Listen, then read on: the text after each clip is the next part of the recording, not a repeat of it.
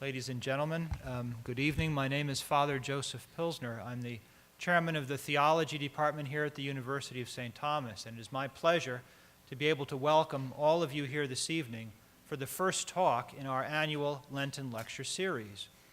I know you'll all be happy to learn that this talk is the first of our 20th anniversary season. So for 20 years, we've been serving the Houston community by trying to bring theology to a wider audience than the university. As you no doubt know from publicity, this year we are exploring the relationship between the church and the media. Let me tell you a little bit about Father Rosica. He was ordained a member of the Congregation of St. Basil in 1986. He holds advanced degrees from several institutions, from Regis College in Toronto, from the Biblicum in Rome, from the École Biblique in Jerusalem. He's an experienced college lecturer and has taught, for instance, at the University of St. Michael's College in Toronto, at Assumption College in Windsor, and also at St. Peter's Seminary in London, Ontario. Father Rosica came to prominence when he was named director of World Youth Day 2002 in Toronto. We all know that the crowds at World Youth Day can sometimes take on biblical proportions.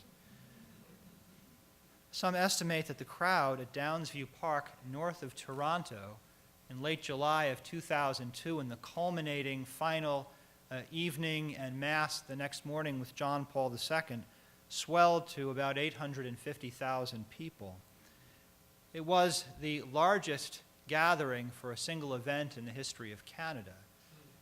At 850,000, indeed, for that small time, Downsview became effectively the fourth largest city in Canada.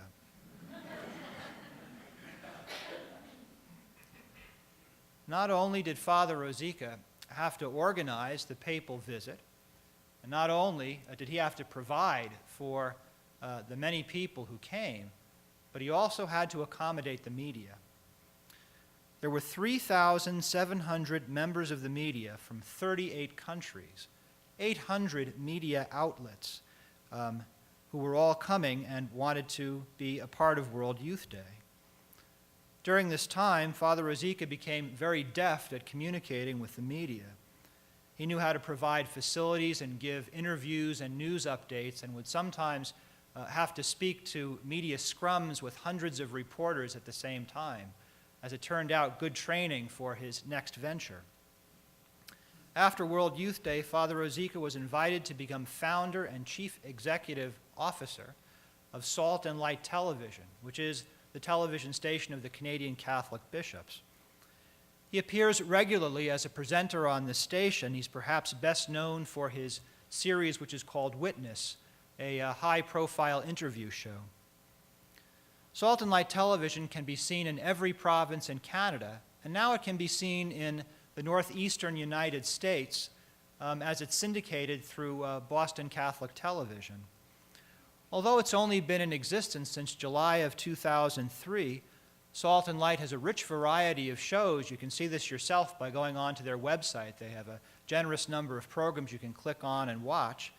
And also, they have begun programming in English and French and Italian and Chinese. Regular programming in those four languages with hopes of expanding into even more languages.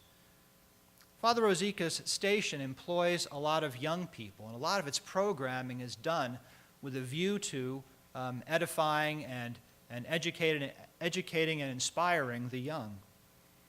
It may interest you to know that when he came down this time in his visit to the University of St. Thomas, never being one to miss a good opportunity, Father Rosica came down with a production crew of 5 members. You can see them even working here this evening.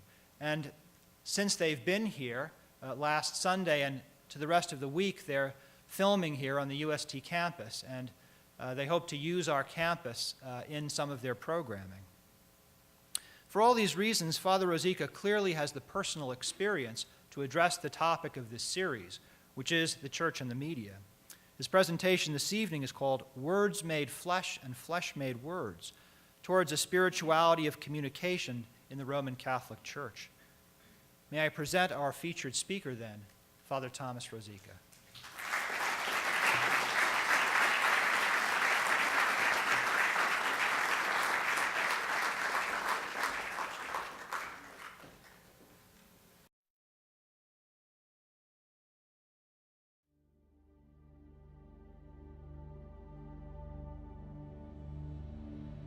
Cari giovani di tutto il mondo,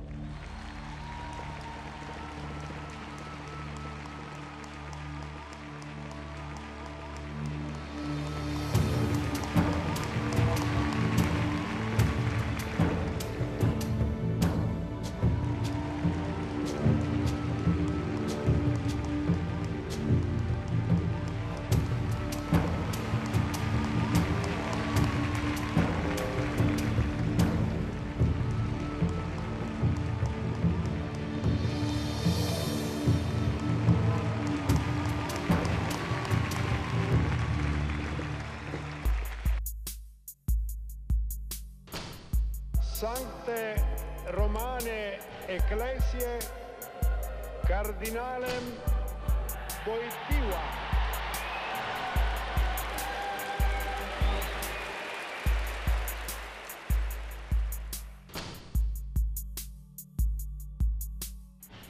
you are the light of the world. Your light must shine before all.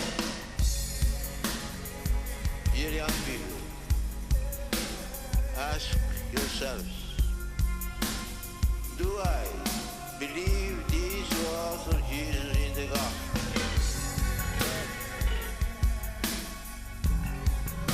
Jesus is calling you the light of the world. Dear young friends,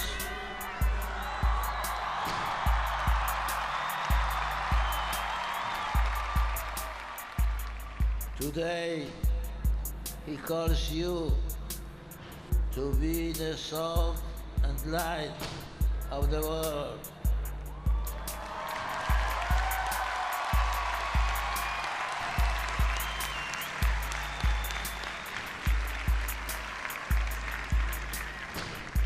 To choose goodness, to live in justice, to become instruments of love and peace. His call has always demanded a choice between good and evil, between light and darkness, between life and death. It is good to give thanks to the Lord, to make music to your name, O Most High. Your deeds, O Lord, have made me glad. For the work of your hands I should with joy. O Lord, how great are your works!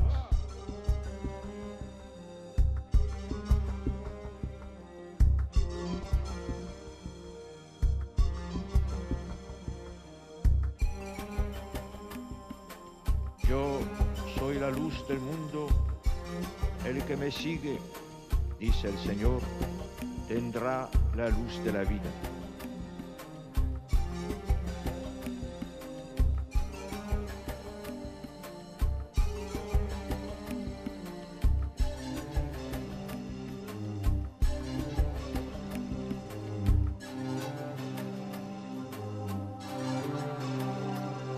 Do not be afraid.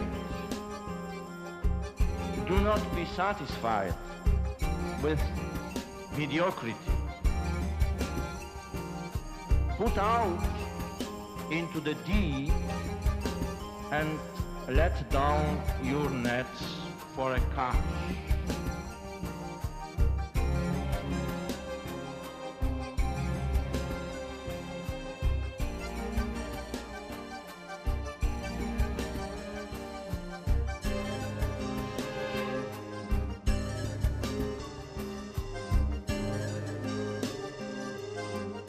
Si nous sommes morts avec lui, Avec lui, nous vivrons.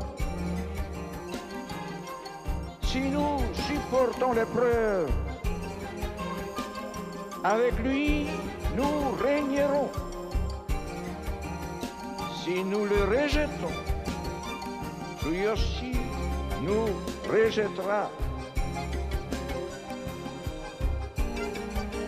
Antes que naciesen los montes, o fuera engendrado el orbe de la tierra, desde siempre y por siempre, tú eres Dios.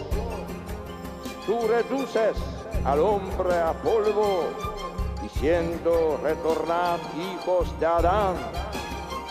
1000 años en tu presencia son un ayer que pasó, una vela nocturna.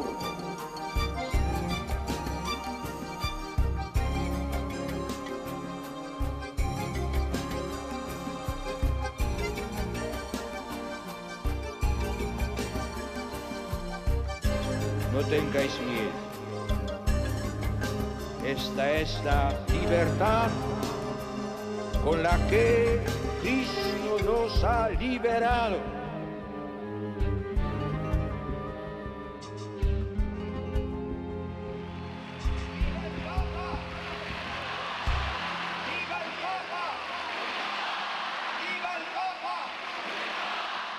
The gospel must not be kept hidden because of fear, because of indifference.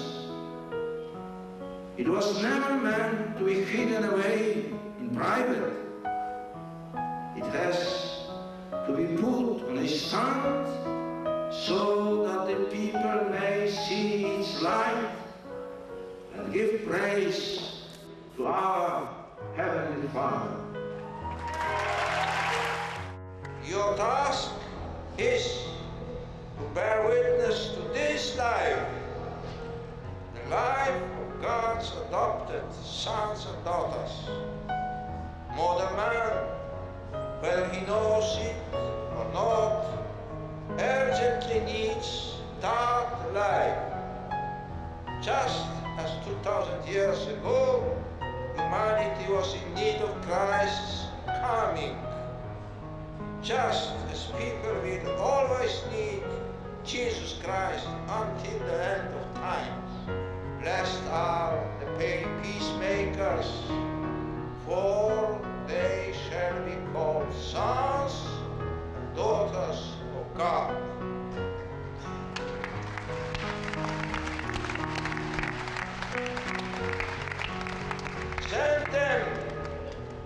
Send them as the Father sent you,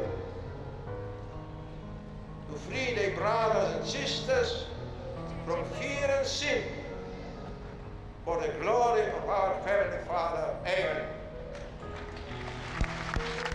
Dear friends, the Church today looks to you with confidence and expects you to be the people of the Beatitudes.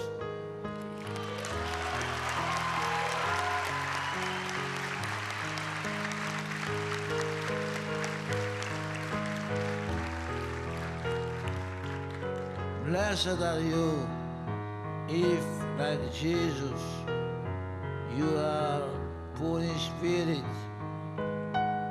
good and merciful. If you really seek what is just and right, if you are pure of heart, peacemakers, lovers of the poor and their servants, blessed are you.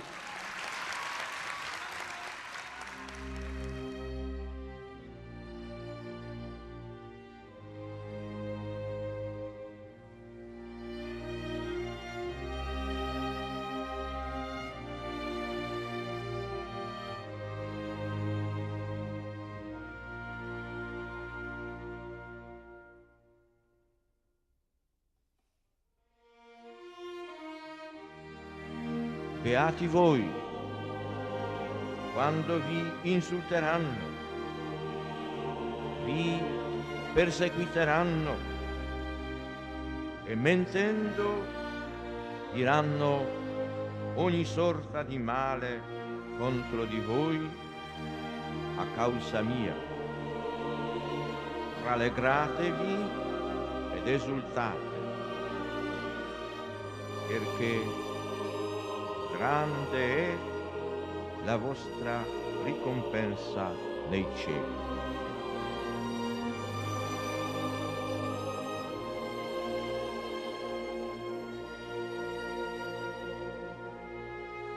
Il Santo Padre, segnato dalla sofferenza, si è affacciato ancora una volta alla finestra del Palazzo Apostolico ed un'ultima volta ha dato la benedizione Urbi et Orbi.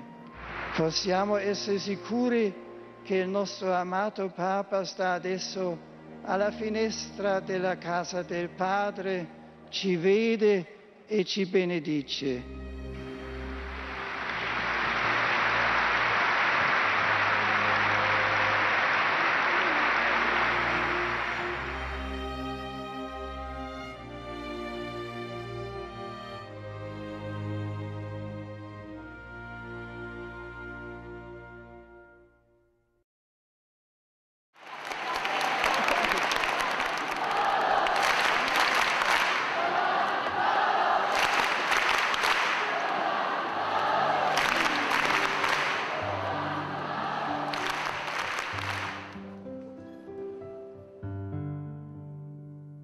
Dall'orizzonte una grande luce viaggia nella storia e lungo gli anni ha vinto il buio facendosi memoria, illuminando la nostra vita, chiaro ci rivela che non si vive se non si cerca la verità.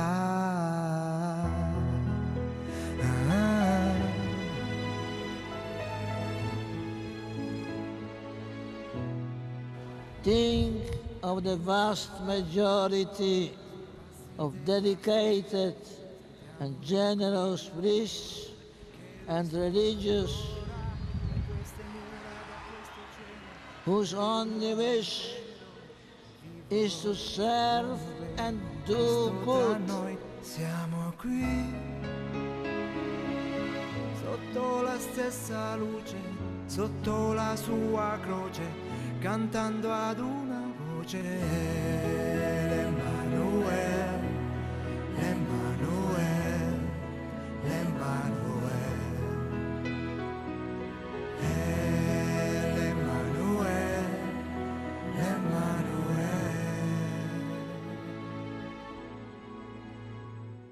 Un anno dopo questa frase, pronunciata a Tor Vergata, sono entrato in seminario.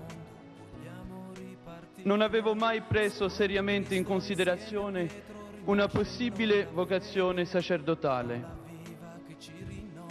Ma tu, Giovanni Paolo II, avevi formato la mia fede, rendendola sicura, soprattutto dopo la GMG di Parigi, dove ho visto che altri giovani, come me, credevano in Dio.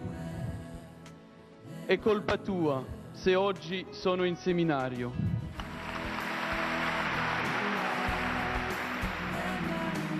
Sotto la stessa croce, cantando ad una voce, Emanuele, Emanuele, Emanuele, cantando ad una voce, Emanuele, Emanuele.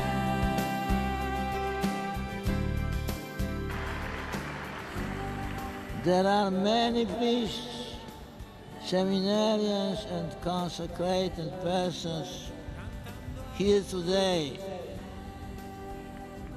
Be close to them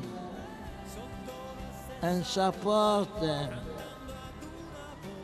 and in the depths of your hearts you feel the same call to the priesthood or consecrated life. Do not be afraid to follow Christ on the royal road of the cross.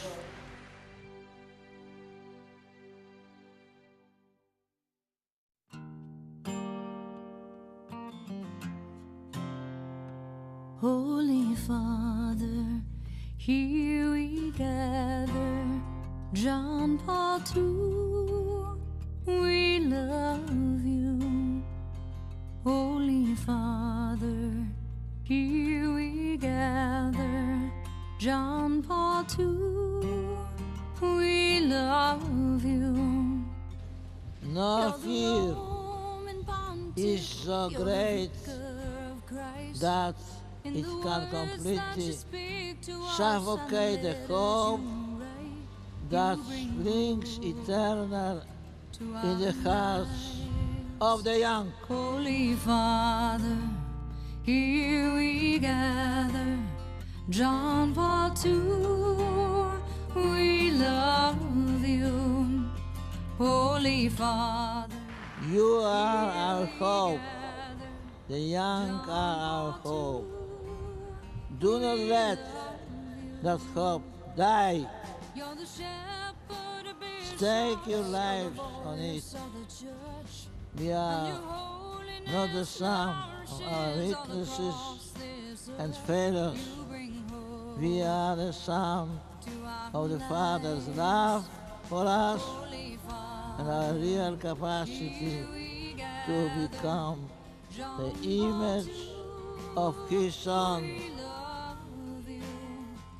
Holy Father, here we gather, John Paul II, we love you. You're the valiant defender of our beautiful faith. You're the pilgrim leader of a world youth day. You bring hope to our lives. Holy Father, here we gather, John Paul II, we love you. Holy Father, here we gather, John Paul II. Thank you, Holy Father. Grazie, Santo Padre. Danke, Heiliger Vater. Merci, Saint-Père. Thanks, Holy Father. Dziękuję, Ojcze Święty. धन्यवाद, भाग्यवान पिता. Gracias, Santo Padre. Thank you, Holy Father. Ďakujeme vám, Svätý Otec. Thank you, Holy Father. Grazie, Santo Padre. Děkujeme, Svatý Otče. Thank you, Holy Father. Merci, Saint-Père. Maraming salamat, Santo Papa. Thank you, Holy Father. Grazie, Santo Padre. Thank you, Holy Father. Au revoir.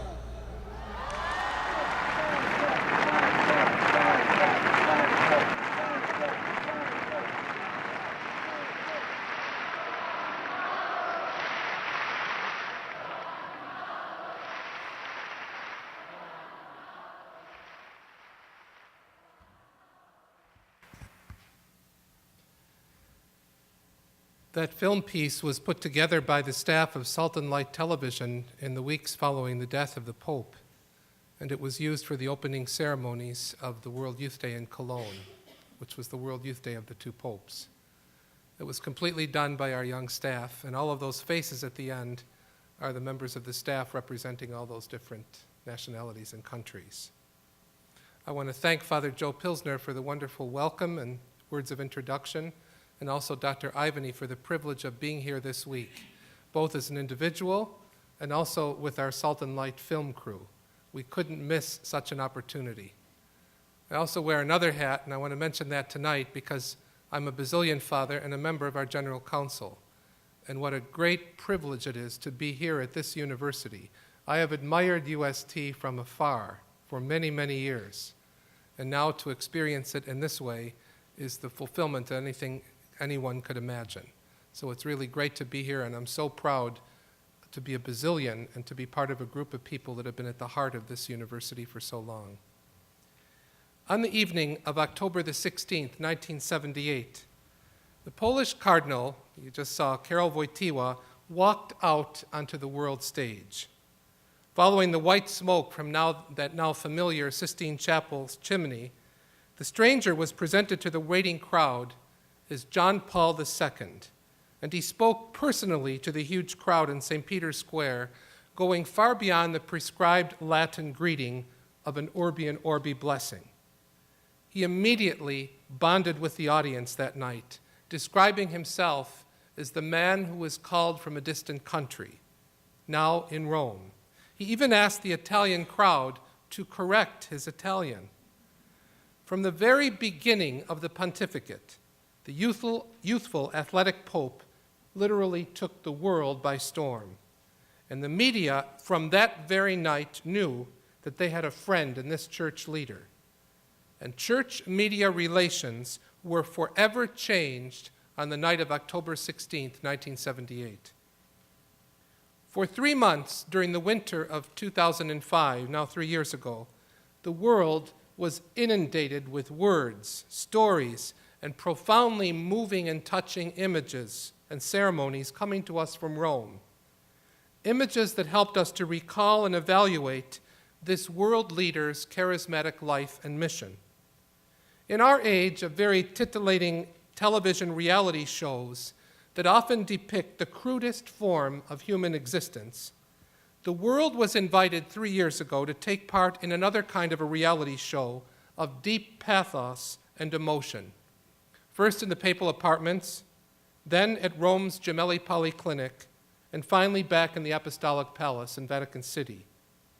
Whereas exactly 1 year earlier in 2004, editors and producers and bloggers and writers were buzzing about the other Passion from Hollywood, the 2005 version of the Passion of John Paul II from Rome, spoke about the mystery of suffering and death and new life. And rather than hide his infirmities, as most public figures do, he let the whole world see what he went through. And you caught some of that in some of these images. The Vatican reality show, as we call it in our business, reached its apex in the octave of Easter and was an extraordinary teaching moment for the church and for the world. In fact, I consider it the most powerful teaching moment that the Roman Catholic Church has ever had. It was brought to us by the media and choreographed by the star himself, John Paul II, even to the last detail. It came as no surprise, for the Pope had remarked on several occasions in private and public discourse, in one of those private moments he said it to me, if it doesn't happen on television, it doesn't happen. The passing of this Pope did not take place in private, but before television cameras of the world, and the people of the world watched and were glued to it for days after days after days. Who can ever forget the long crowds that gathered in vigil at St. Peter's Square as he lay dying, and the throngs that were pressing into the Vatican Basilica, 4.5 miles long, to pay homage to the deceased Pope, and their wait gave way to a 12-second viewing of his body.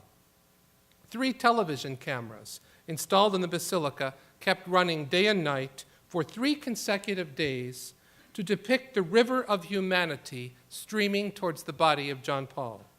Major international television networks that transmit the news around the clock, like CNN, CBS, ABC, RAI, CBC, stayed connected to the Vatican for days and days. Some would say that they went overboard and lost perspective.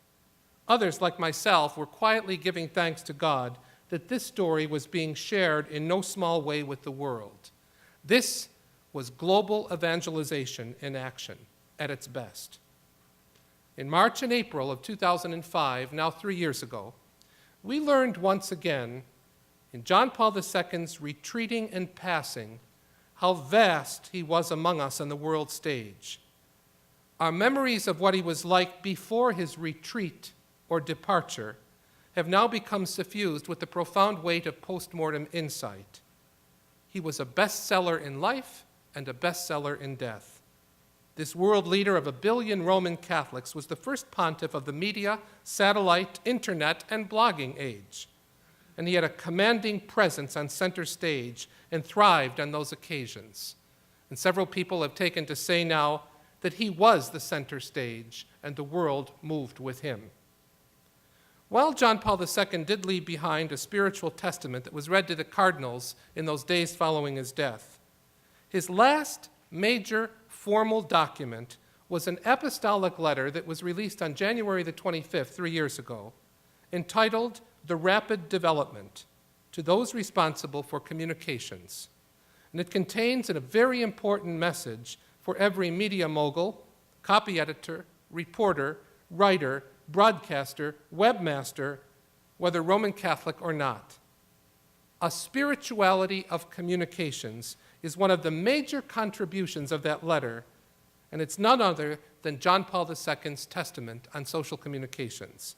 It's not a coincidence that the last document of the great Pope should be on the theme of communications. For if any church leader ever embodied and exemplified the great communicator, it was Karol Wojtyła. The contents of this remarkable document were somewhat eclipsed by his sickness, by the hospitalizations, and then his death. But I strongly recommend that anybody who wants to know what the social communications agenda of the Pope was about, go back and discover this document, which was released in English and is available on the Vatican website. In Rapid Development, John Paul was concise in reviewing the Christian view of history. He wrote, "Salvation history recounts and documents the communication of God with man, a communication which uses all the forms and ways of communication." He then notes the history's greatest communicator, Jesus Christ, who used a variety of techniques. I quote, "Jesus explains the scriptures. He expresses himself in parables, dialogues within the intimacy of the home, speaks in public squares, along the streets, on the shores of the lake, and on mountaintops. The personal encounter with him does not leave one indifferent, but stimulates imitation. What I say to you in darkness, speak in the light. What you hear whispered, proclaim on the housetops." John Paul also states, quote, "The media provides a providential opportunity for people everywhere, overcoming barriers of time, of space, and of language, presenting the content of faith in the most varied ways imaginable, and offering to all who search the possibility of entering into dialogue with the mystery of God revealed fully in Jesus Christ." Rapid Development says that education is necessary to use the media well. In fact, John Paul says that the use of the media favors understanding, collaboration, respect of differences, mutual acceptance. Therefore, the media becomes an instrument at the service of peace, at the service of the development of human society.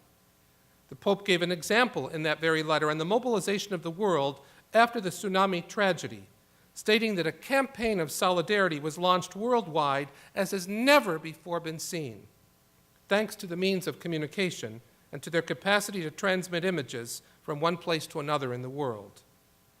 The Pope said that communicators, both within and outside the Church, must apply in their own lives those values and behaviors that they are called to teach others.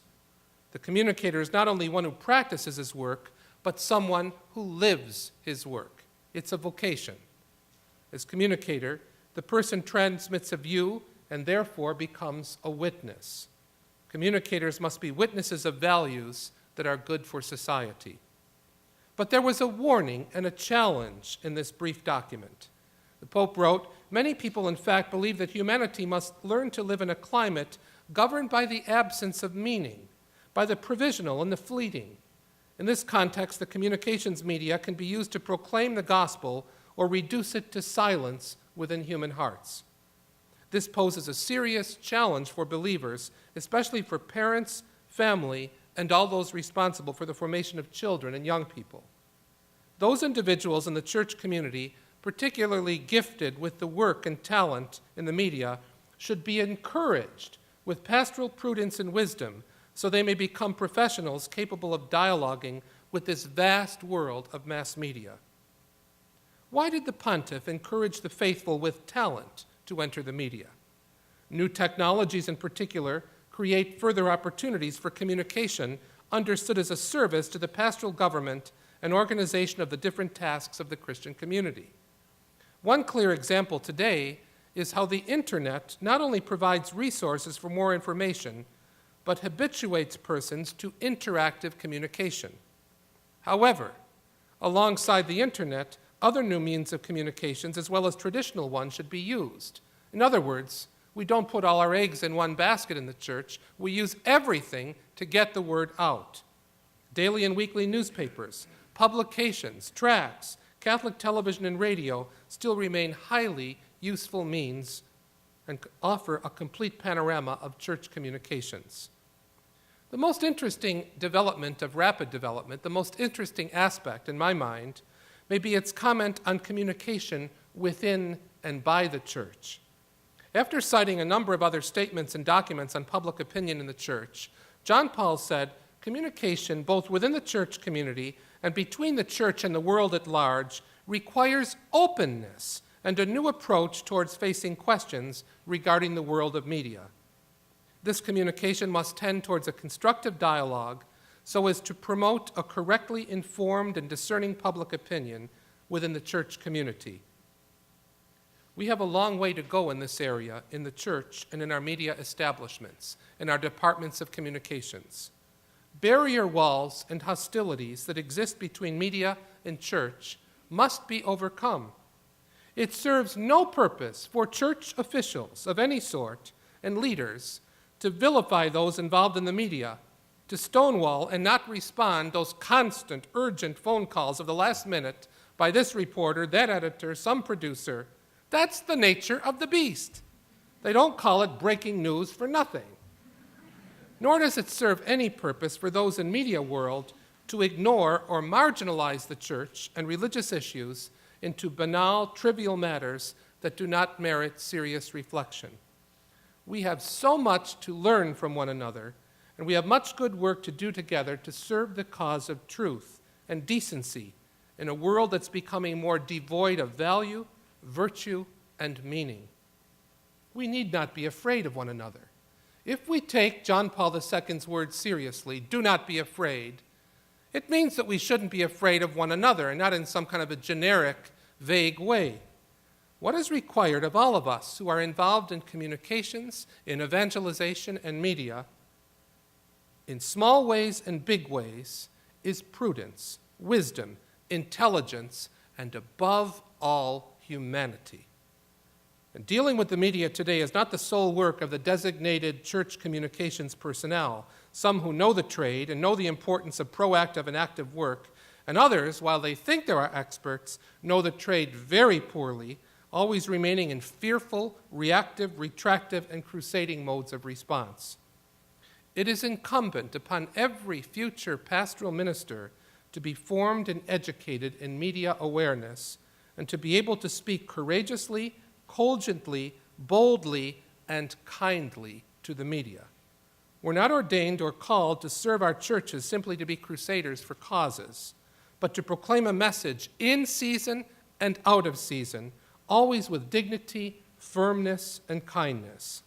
We're not called, we're not ordained, we're not hired to keep our message shrouded in darkness or to store lights under bushels for fear of the media or the greater public. We will all make big mistakes and blunders in venturing forward on the media stage, but we must learn from those mistakes, let go of old grudges and animosities, and build for a very collaborative future. Through his nearly 27-year pontificate, John Paul II taught us that communication is power. He told us to use that power wisely. Prudently get our message out, and it will have a shot at bearing fruit despite obstacles. And if anyone knew about obstacles, John Paul II did, having lived long and prospered despite being faced with, from the very beginning, with the tyranny of Nazism, then communism. Hiding our message will do no good to anyone. Like the mustard seed in the New Testament, we must sow in order to reap. Now let me become specific in how this spirituality is translated into our efforts in using the media. We're living in an age when the media dominates almost every aspect of society. We're surrounded by it. Many of us are immersed in it and addicted to it from the moment our radio alarm delivers the first news bulletin of the day into our emerging consciousness. until we switch off the late-night TV or the home computer. News, information, entertainment are at our fingertips 24 hours a day. This overwhelming, overpowering influence of the media can sometimes make us anxious or drive us mad. It's also easy to take for granted the wonders of the modern media and its role in bringing our human family closer together. Often it's not until we're faced with a major national disaster, natural disaster, catastrophe, crisis, such as the tsunami, such as September the 11th, that we realize the power of the media to do good. We can all remember such tragedies and the immediacy with which the media brought us images and reports of the suffering of our fellow human beings. Such immediate coverage aids a quick response and reminds us that we are connected. We're not islands. We're here together. The media is often used at the service of the church, wisely at that. We see this in the coverage of those mega events that you saw here, like the World Youth Days, perhaps the greatest tools of the new evangelization in our church and in our world. The media is used for the death of a pope and the election of a successor, and the coverage of small parish or diocesan events, which help make up the fabric of our communities. We experience it powerfully when a Catholic university president is plucked up, stolen, moved to Rome, ordained archbishop, and made deputy minister of education in a worldwide multinational organization called the Vatican. And most recently, y'all down here in Houston experienced the worldwide power of the media when the Holy Father bestowed the red hat to this archdiocese. Suddenly, the homegrown Pittsburgh boy, displaced once to Sioux City, then to Houston, was playing on a world stage.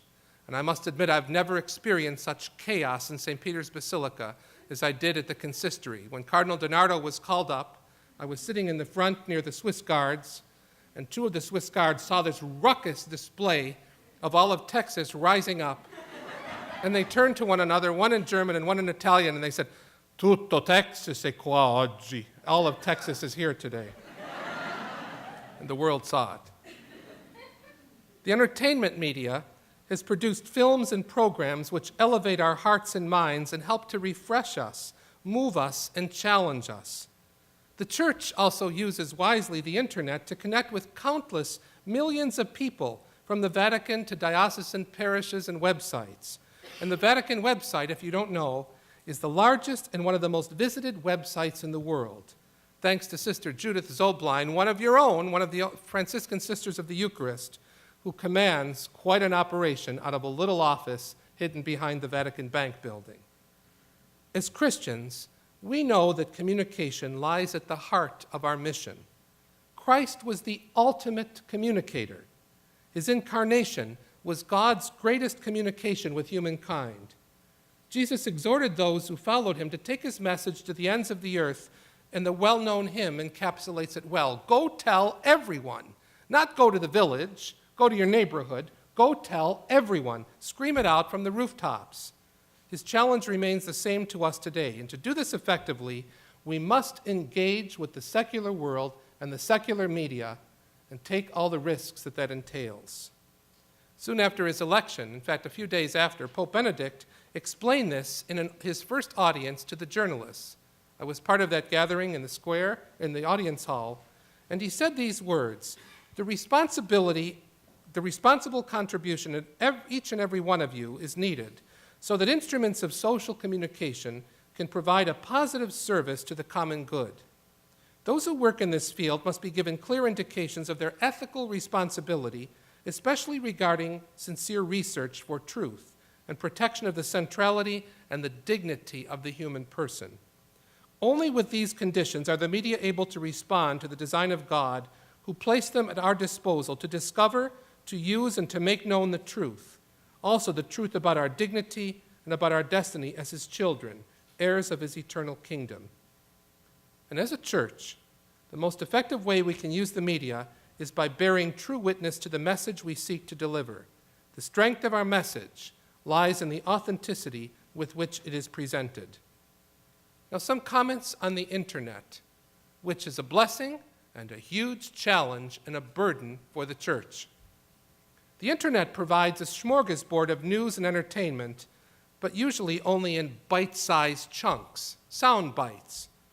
Browsers on news sites can click to find out more, for many of the headlines and the barest of bones of the story may be all that is required to satiate their curiosity or confirm an opinion of a particular matter.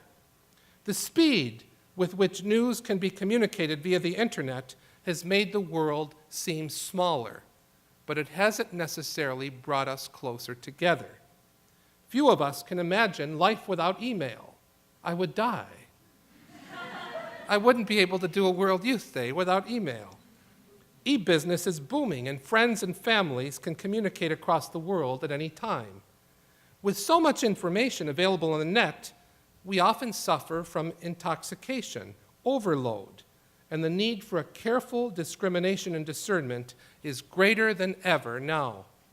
The use of the internet for pornography and other activities which attack human dignity is of utmost concern and calls for constant vigilance and appropriate government regulations. But in terms of church communication, we have a huge challenge before us, and that challenge is, what is the use of the word Catholic? The official Catholic website on such a thing. And people quote these things like you wouldn't believe. Every day coming into our news headquarters in Toronto are news stories from the official Catholic news sites, run from someone's basement. It's a very important phenomenon in how the word Catholic is being used and applied, and it's a huge challenge. It's those uncharted waters that this whole new explosion has caused. Then, of course, we have the world of blogs. I won't tell you which cardinal said this, but he sent me a message saying the blogosphere is a kind of a dangerous, endless recess in a global schoolyard where the bullies with the biggest bullhorns can shout whatever they want. Blogs are very interesting tools. I'm waiting for the vigil, the Easter vigil, when we will hear the first reading will be from Whispers in the Loggia, and the second reading will be from the new blog, Screams in the Piazza. Look at the world of blogs, and what is it telling us? What authority do we give to those texts? They're very important services, but also it represents another huge challenge in terms of authoritative teaching, and everybody assumes a great authority now in speaking about something. We have people in our office that monitor the blogs to see what people are saying about Salt and Light. And over a particular program, somebody will bring in 5 different blogs. The program was crazy, the program was wild, this was no good, the girl wasn't dressed with enough clothes, and father was off his rocker. And all of this is about a very beautiful program that the bishops are praising. So you wonder, what's going on? It's a fascinating reality, and it's part of this explosion. Radio suffers a bit in all of this. Radio still remains a very important, if not the most important and frequented means of attention and communication. It remains the medium with the second largest share of consumption by many countries. It's a powerful and intimate medium, and one should never discount the effect and persuasion of a person's voice being heard over the radio. They're extremely helpful, especially when you're stuck in traffic. Radio news can often oversimplify in the same way as news items listed on the internet. The best examples of radio, which may include reports of about 3 minutes on average, or interviews of up to an hour, provide the audience with a far better précis of the issue or a more balanced picture of a newsmaker than they had hitherto been exposed to. But how much are we using radio in the church to get this message across? I applaud the efforts, especially in the United States, of Catholic radio, Relevant Radio, and all those other radio networks that are trying to get the message out. Talkback radio dominates our airwaves every morning and afternoon, allowing us to take part directly, supposedly under the guise of interactivity. But one doesn't have to listen for too long to realize that the quality can range from the excellent to the appalling, and too often in this forum, human dignity is the loser. It requires great discernment. Print media. There are those who say that print media is near death. It's in the final stages of its life. But it can provide greater depth and more background information than electronic media.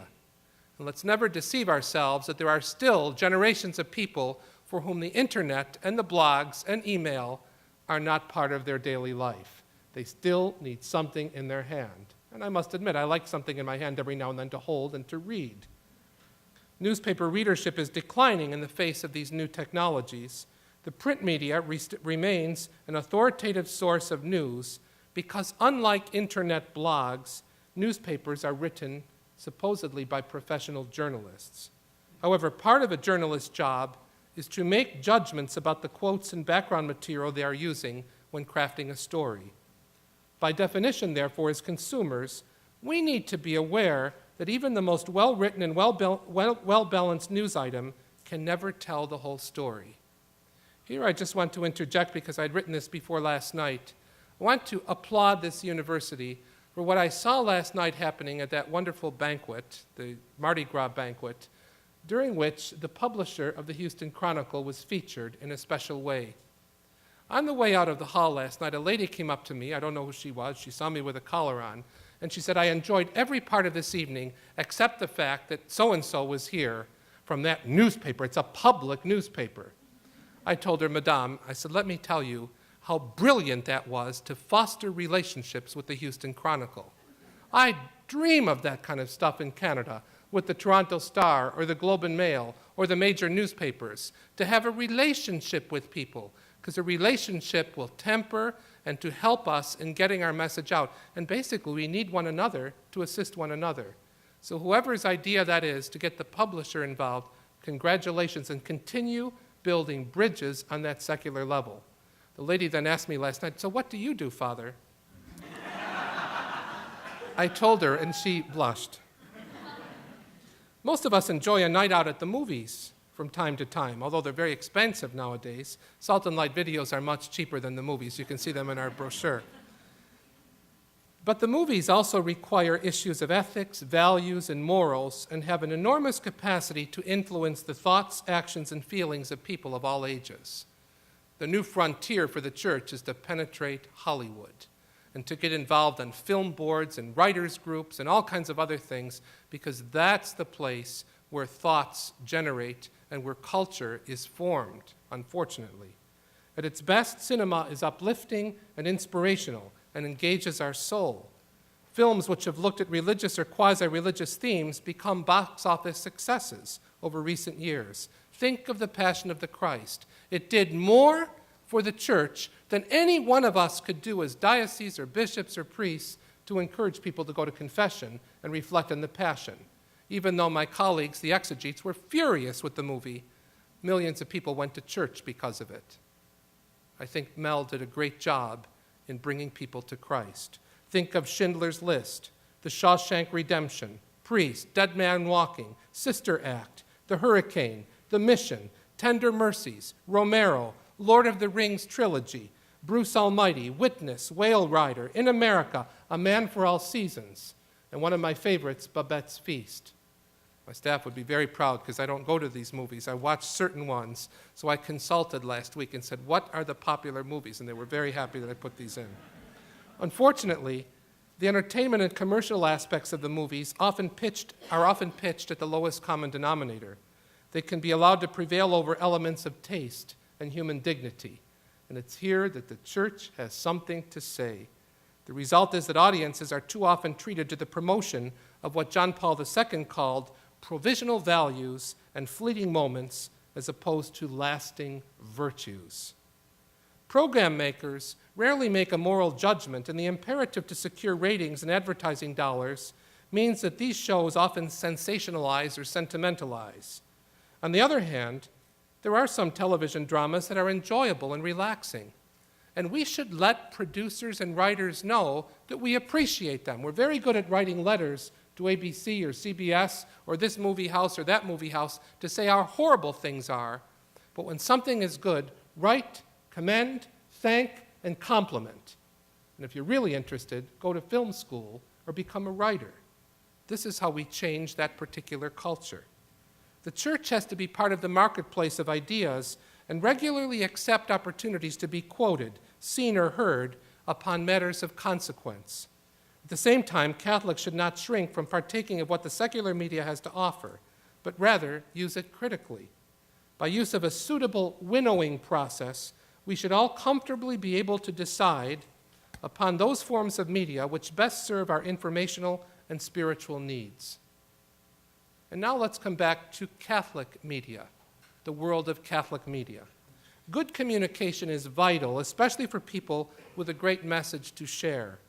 The church has a story of great joy, the good news of Jesus Christ, and the Catholic media is charged with getting that word out as far as possible. A strong media nourishes our church. It helps people of faith to know they're not alone. We've got something good to offer.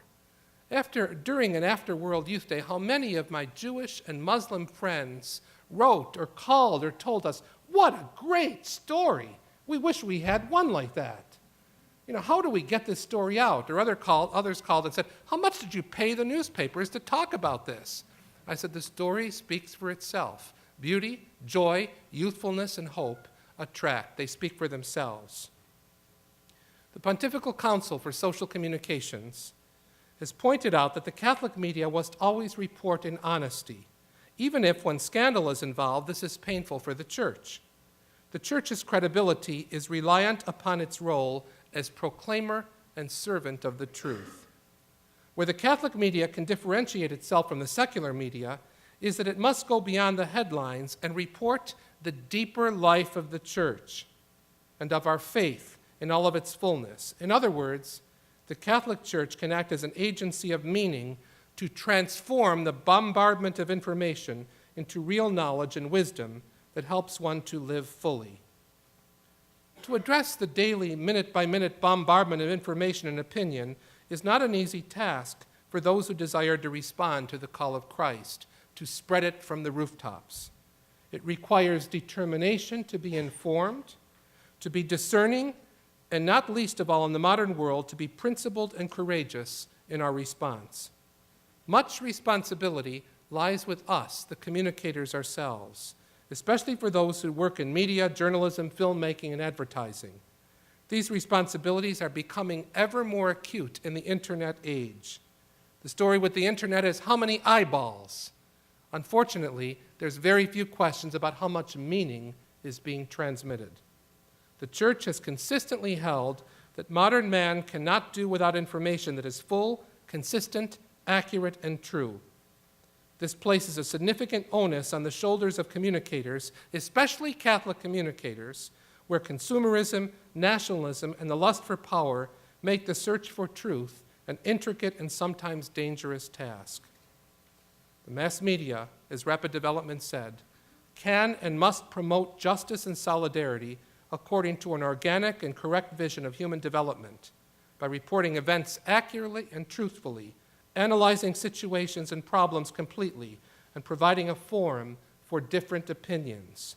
An authentically ethical approach to using the powerful communications media must be situated within the context of a mature exercise of freedom and responsibility founded upon the supreme criteria of justice and truth. Now let me conclude with some final thoughts. And the first thought is on the media and evangelization. The call to evangelize, to spread the good news, the gospel, to the whole world is the great commission that's been given to us by Jesus Christ. We all share a part in this, whether we are formally involved in media or not. You don't have to be working just for Salt and Light Television or for the Eternal Word Television Network to be a media person. All of you, through your baptism, are called to spread the good news.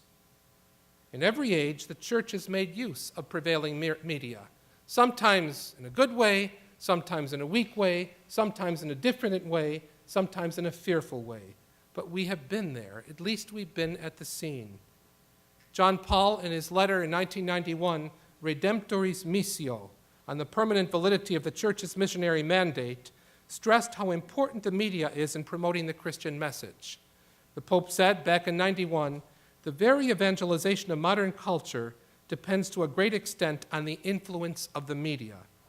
Therefore, Christians need to understand this new culture created by modern communications, new ways of communicating with new languages, new technique, and a new technology. In using the media to evangelize the masses, the Church must never lose sight of the need to reach each individual and to teach them. In fact, when I was offered this position, this crazy position of heading a Catholic television network, I had completed what I thought was my military service for the church of doing a World Youth Day, and one wants to go away and hide for years. And this project came about. What finally convinced me, after a discussion with John Paul II, was this is teaching in a big scale. This is not about being on television or doing glitzy things. It's teaching the masses and getting the message across. And using the media to evangelize the masses, we cannot lose sight that this is ultimately about teaching, sowing seeds, and being generous with the ways that we sow. Many times in the church, our stories are non-stories because there are key elements missing. If you only saw some of the stories coming into us each day in our broadcast center, there's 100 bake sales a day that come in, car washes, all kinds of other things. We have people hired just to say, ma'am, that's a wonderful thing, but it's not necessarily going to evangelize. We're not the community newspaper. We're the national television network. And people get very upset. What about the bigger things that are happening in your communities? The story of a new food bank. The fact that in a particular parish in Toronto, 200 Chinese people are being baptized on Holy Saturday night. That's news. Car washes and bake sales hold the community together, but they shouldn't be the source or the core of all of our reporting. Many times in the church media circles, what we have to do is remember that old adage, build them a story and they will come. Really, we have a service to perform with the secular media to create the stories and let them come. If we don't feed them stories, they will spin their own. In Rapid Development, finally, John Paul II said communication both within the church and outside the church and among the churches requires openness, courage, honesty, and truth. Those words must take root in our lives. We should not be afraid, even when the story is not so clean or good or nice.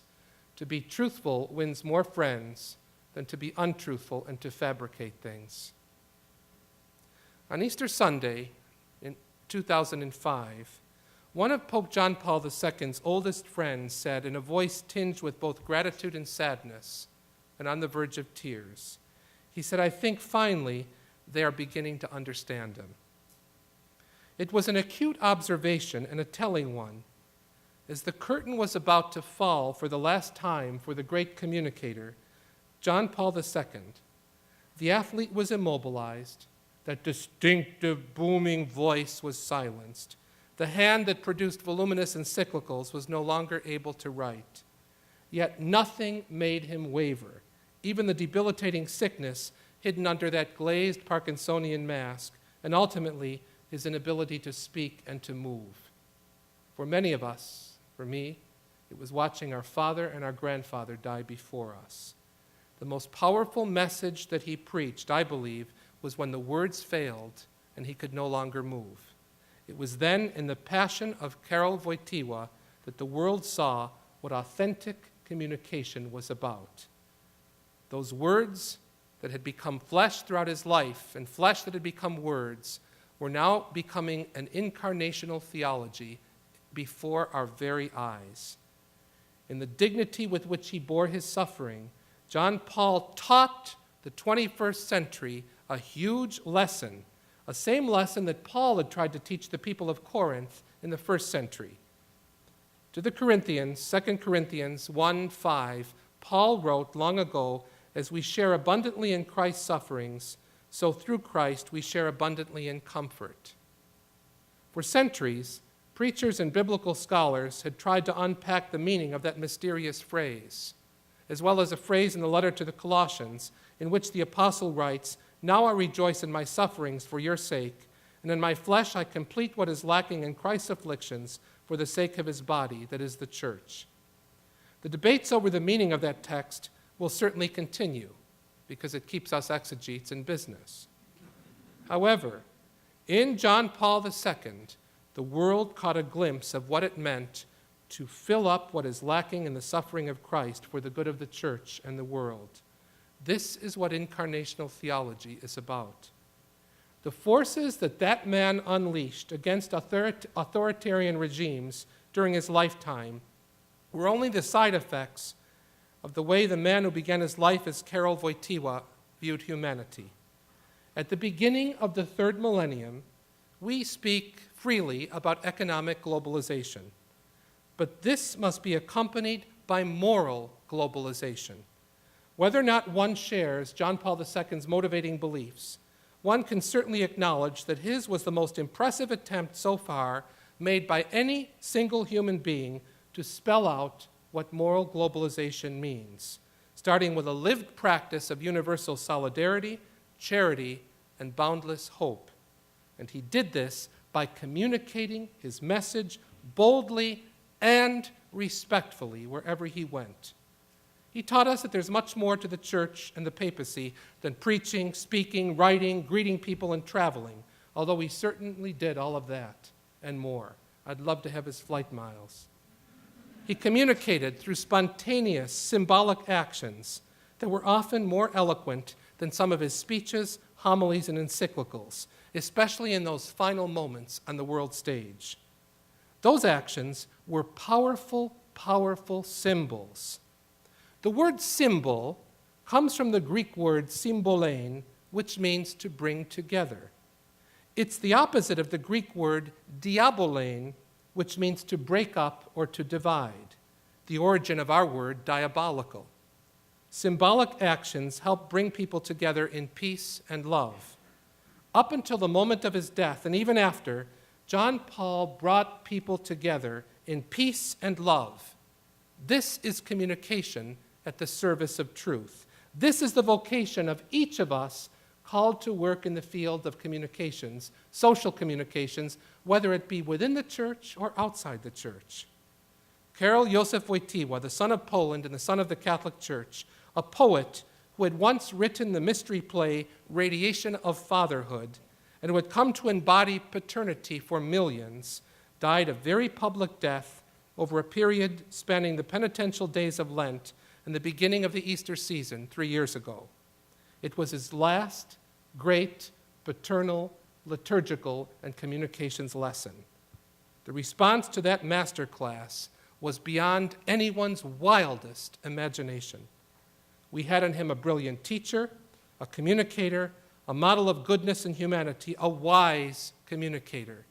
He was the one who taught me what I'm doing now. I did not learn how to do television broadcasting in the Pontifical Biblical Institute or at the École Biblique of Jerusalem. I learned the verbs and the nouns, which are important, but I watched him. It was a careful study. No wonder why they've nicknamed him now the Pontifex Mass Mediaticus. He began his historic service to the world with the words that would become the refrain of the next 27 years. Do not be afraid. Would that many of us in the church and in the media take these words to heart. Think of the walls that might come tumbling down. Imagine the bridges that could be built. Now I want you to watch the 6-minute piece that 5 years after the establishment of Salt and Light, we had our Mardi Gras gala a few months ago, and our young people put this together. And this is what Salt and Light television is. And Salt and Light television is a legacy and a tribute to John Paul II, who remains our inspiration. And this is what we've become now, and there's a long future ahead of us. So please enjoy this.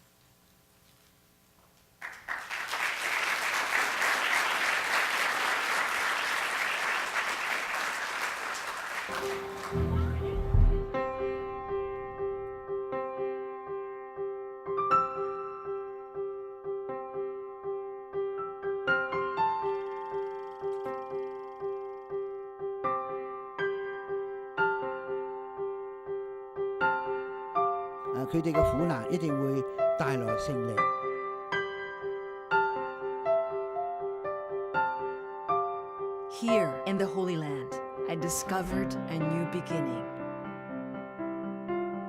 Tenderness and love, that is the reason of all joy.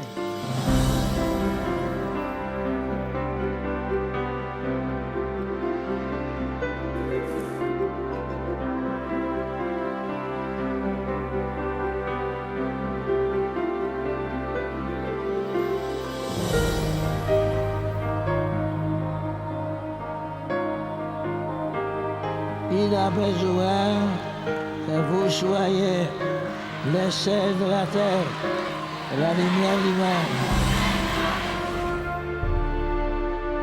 Ellos asesinaron una cantidad de gente y entre esos cayó mi padre. En el momento tenía 7 años.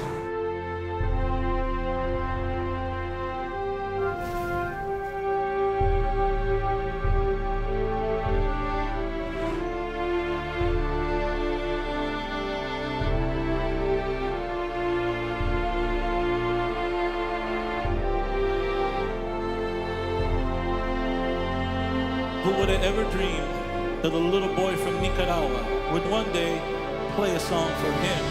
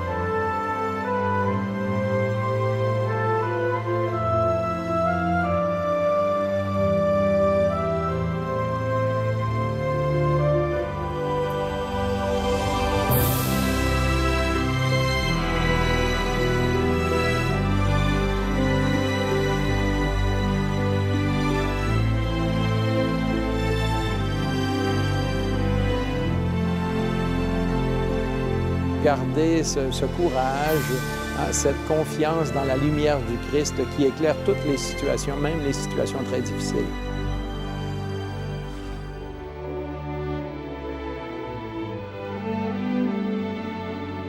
Quando uno entra e lavora nelle cose di Dio, non deve avere paura di nessuno.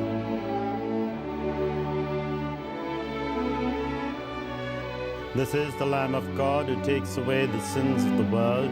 Happy are we who are called to his supper.